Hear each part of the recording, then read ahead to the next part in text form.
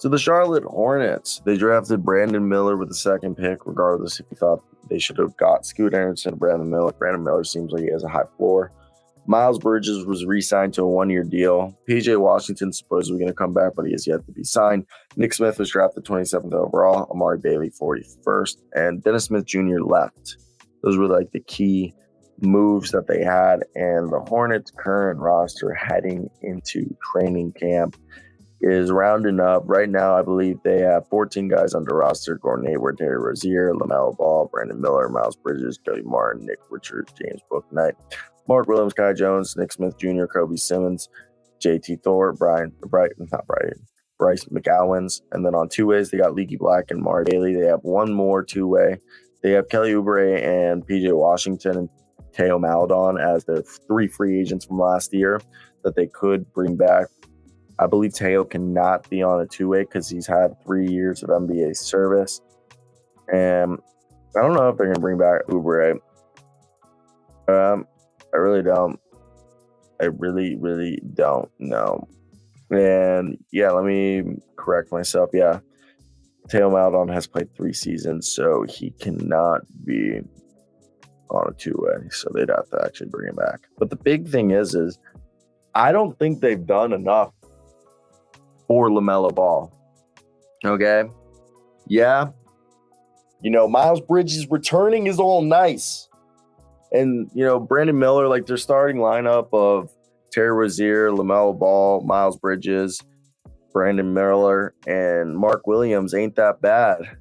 And I think it's a decent supporting cast around LaMelo Ball. But I don't know. Like, if Miles Bridges looks like the guy he was, then you definitely have a running mate for him. But the Hornets did have a lot of problems last year. They didn't have a lot of talent. Like, dude, I literally predicted that Kelly Oubre was going to be a 20-point scorer because they had no one else to be a 20-point scorer. But they were the worst offensive team in the league. So, and this team was better defensively than offensively. And I get LaMelo Ball was hurt this past year. Like, they need Brandon Miller to look like a star, especially if Scoot Henderson blows him out of the water in comparison his rookie year. I don't know. Look, this team, okay, as I take a sip of my Red Bull, it just seems like it's a weird. I've also poked around, and I've heard that Steve Clifford only signed a 2-year deal. He was basically a clipboard holder for 2 years, as they got screwed over with the Kenny Atkinson thing. I don't know. It's been a quiet offseason for them. Letting Dennis Smith Jr. walk sucked, and I understand that, I don't know. Like, the free agent market was thin and all, but Charlotte didn't do much. And I understand getting Brandon next to LaMelo was the better fit.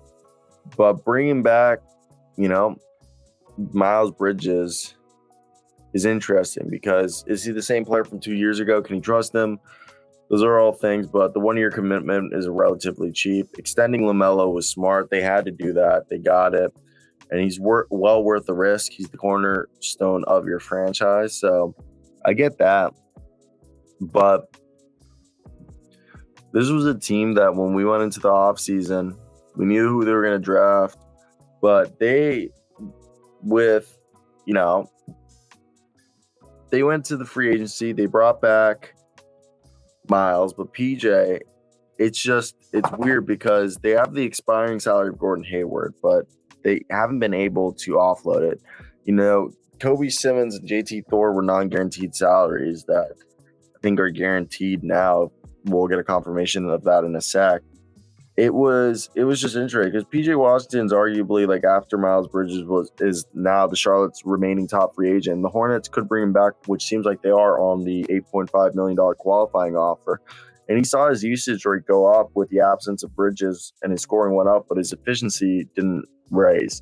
So it's going to be interesting because should you pay PJ Washington the same amount of Wendell Carter Jr., Brandon Clark, and Bobby Portis? Is it worth it?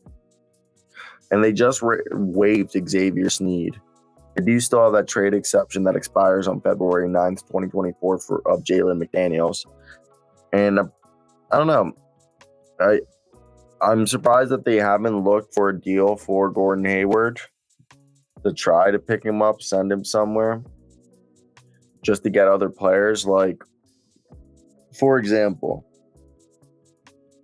you need a backup center, maybe get a mentor, use Gordon Hayward's contract, and maybe attach like several second-round picks for Josip Nurkic and Naz Little, and you get off of Gordon Hayward's expiring deal. And then, you have Josip Nurkic for another year, but you got yourself Naz Little, who's a good complementary fit. And Nurkic and Mark Williams isn't a bad rotation.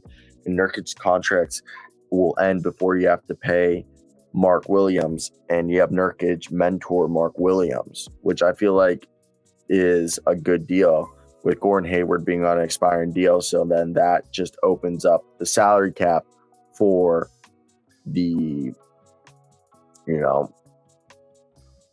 Charlotte Hornets. So I think that one's definitely an interesting one when you look at it on the whole. But yeah, I think it was a solid offseason by the Hornets in terms of what little that they did. I don't think they did any bad moves, but it's not like they did anything crazy. They are running back the same team, which is like, you can see it however you want, but there was worse things that they could have done instead of what they did do. And I think they chose the safe route, which was continuity, which I think there was, again, worse things that they could have done. So let me hear your thoughts down below.